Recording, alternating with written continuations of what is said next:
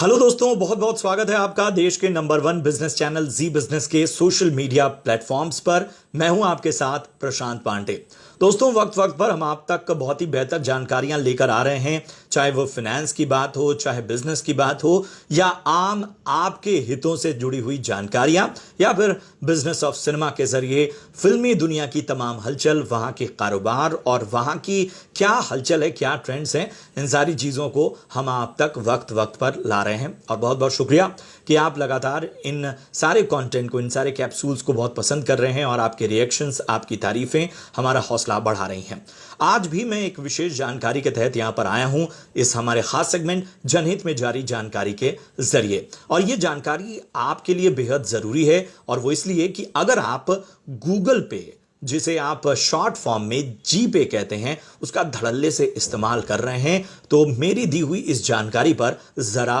गौर फरमाइएगा। तो जानकारी यह है कि आरबीआई यानी रिजर्व बैंक ऑफ इंडिया ने गूगल पे के बारे में दिल्ली हाई कोर्ट में अपना एक जवाब दाखिल किया है। यह जवाब वहां पर दायर एक याचिका के संदर्भ में दिया गया है, और इस जवाब में आरबीआई ने स्पष्ट तौर पर कहा है कि गूगल पे यानी जी पे एक थर्ड पार्टी ऐप प्रोवाइडर है, और ये किसी पेमेंट सिस्टम को ऑपरेट नहीं करता है। अब इसका मतलब यह हुआ कि जो भी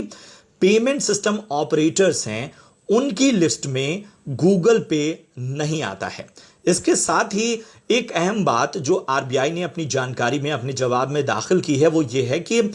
जो गूगल पे का तरीका है ट्रांजैक्शन का, ऑपरेशन का और पेमेंट सिस्टम का, ये तमाम तरीके और ये सिस्टम किसी भी तरीके से पेमेंट एंड सेटलमेंट एक्ट 2007 का उल्लंघन नहीं करता। यानी इस एक्ट में जिन जिन बातों का जिक्र किया गया है, पेमेंट गाइडलाइंस को लेकर जो भी बातें रखी गई हैं इस एक्ट में, उन सभी को देखते हुए गूगल पे उन पैमानों पर खरा उतरता है, यानी उन नियमों का उल्लंघन नहीं करता है। लेकिन इसमें एक और बात जोड़ी है आरबीआई ने कहा है कि चूंकि गूगल पे किसी तरह के पेमेंट सिस्टम को ऑपरेट नहीं करता है, इसलिए ये national payment corporation of India की जो लिस्ट है, जिसमें बहुत सारे पेमेंट ऑपरेटर्स शामिल हैं, उसमें गूगल पे का नाम शामिल नहीं है। अब इन बातों को अगर गौर से देखें तो यही पता चलता है कि कुछ बातें जो हैं वो गूगल पे के हक में जा रही हैं, और कुछ बातें ऐसी हैं जो गूगल पे के खिलाफ जा रही हैं। और इस वजह से इस पूरे मामले में बहुत बातों का स्पष्ट तौर पर सामने आना बहुत जरूरी है, और इसीलिए दिल्ली हाईकोर्ट ने साफ तौर पर कहा है कि इस मामले पर किसी तरह की राय नहीं बनाई जा सकती। और आरबीआई ने जो अपना जवाब दाखिल किया है और तमाम जो याचिका में बातें कही गई हैं, उन सब को ध्यान में रखते हुए अब 22 जुलाई को इस मामले की एक विस्तृत सुनवाई होगी, और इस विस्तृत सुनवाई के बाद ही इस पूरे मामले पर गूगल पे पर किसी तरह का फैसला लिया जा सकता है। हो सकता है कि आगे भी बात बढ़े। ये बात इस तरह से सामने आएगी क्योंकि एक याचिका के जरिए साफ तौर पर कहा गया कि गूगल पे का जो पेमेंट सिस्टम है, वो सेंट्रल बैंक यानी आरबीआई के जो नियम हैं, उनकी जो तमाम मंजूरियां हैं, उसको लिए बगैर ही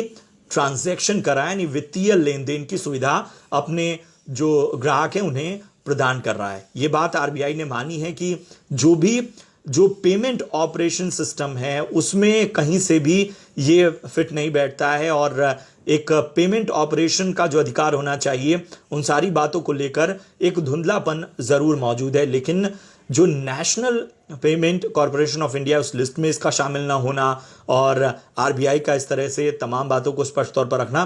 गूगल पे के आगे के जो